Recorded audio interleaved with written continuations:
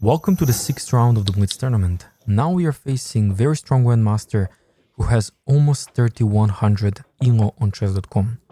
He also got eliminated recently in the World Cup by Anish Giri, and we started a game. e4, e6, French defense, d4, d5. And now I opt for advanced variation c5, c3, knight c6, knight f3, and after bishop d7 I pick this very odd sideline with g3 where I wanna bring my bishop to h3. He played queen to a5, and now there is already tactics of knight takes d4 where black will get a pawn for himself. So to refute this idea, white should go for something like a3 and then b4 if the knight takes happens. If you go here bishop d2, then the point is queen b6.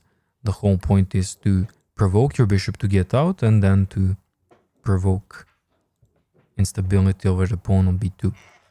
So I'm spending some time now because I'm trying to figure out, is a3 the best option here? And now the only move for black here is to go knight takes d4, and after knight takes d4, c takes d4, b4, queen b6, and after c takes d4 he will get pretty much similar position like in our game, but here knight on c6 is traded for the knight on f3, which is success, and after a5 the game is getting open on the queen side. That's preferable position for black for sure. So after a3 he starts spending so much time and burning even under the minute.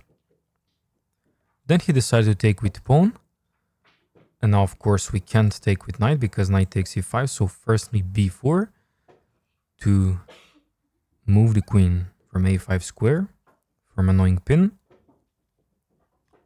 Now queen b6 is natural move, queen c7 less good because after c takes d4 queen is staying on the open c line, and queen d8 is very passive, so queen b6 is the best square for the queen.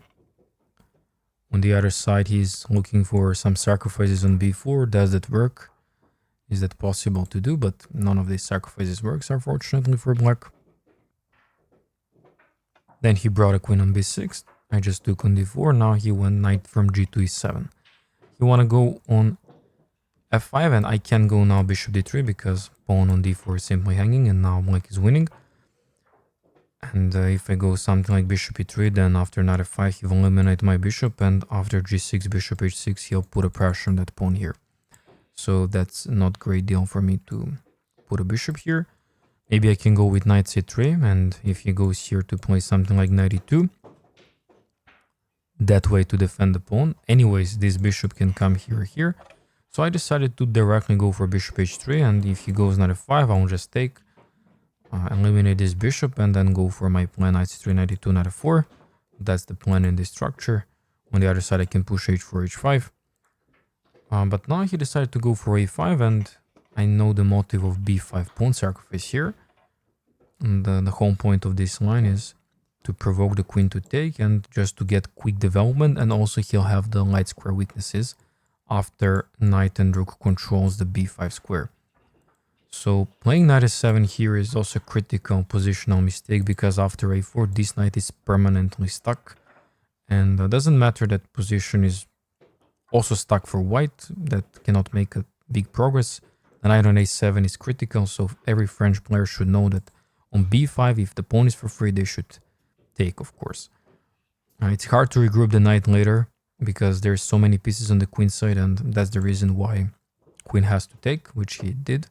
Then knight c3, queen b6, rook b1, queen d8.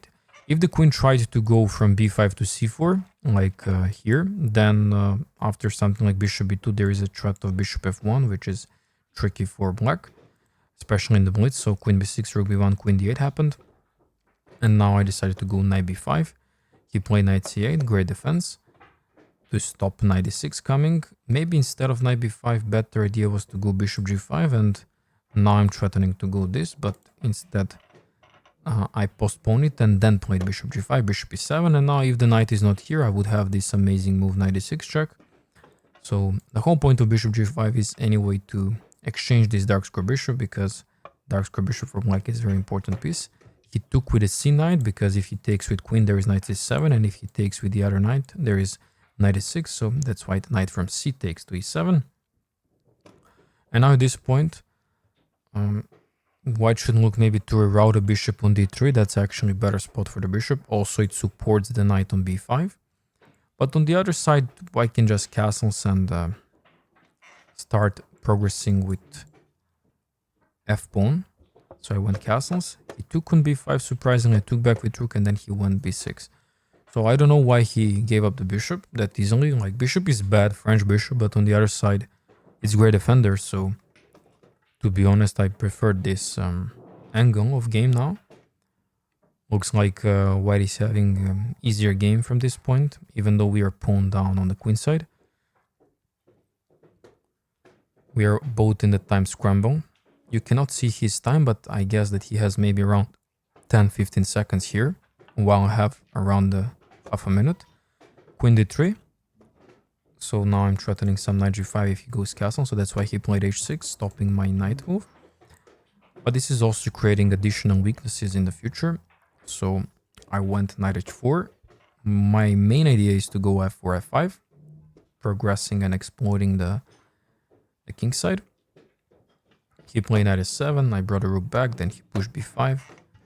I push f4 to defend the f5 break. He went g6, but now I have some sacrifices here, which is hard to calculate. I brought rook on c1, he brought rook c8.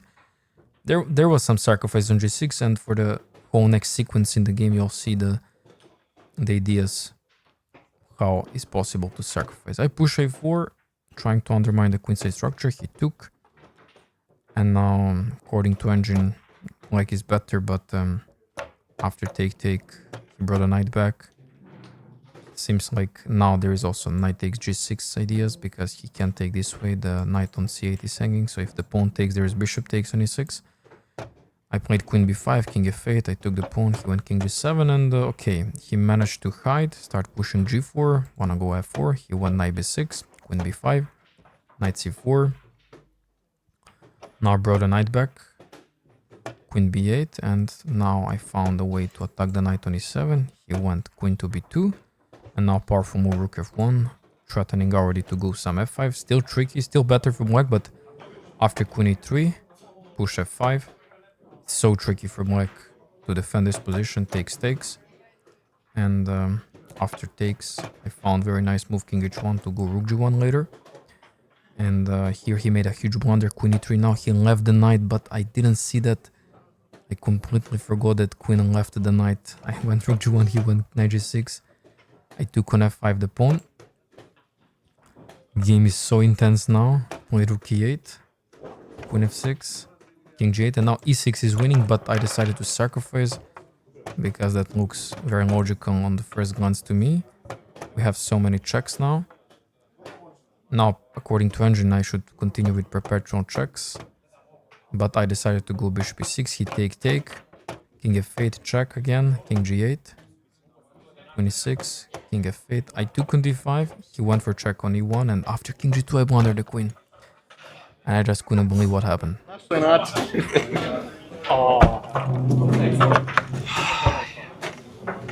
Mogu sigurno čablo ja ti igrao top G1, ja kad si igrao dama E2, što ti brojim dama E7 čablo figura.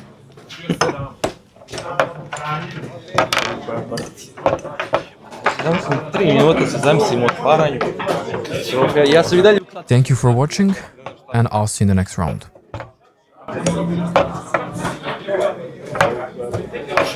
Da gostaviš poslije ovoga. Ovo je nerealna priča. Što se radi? Dobio sam ja, nego doći ti i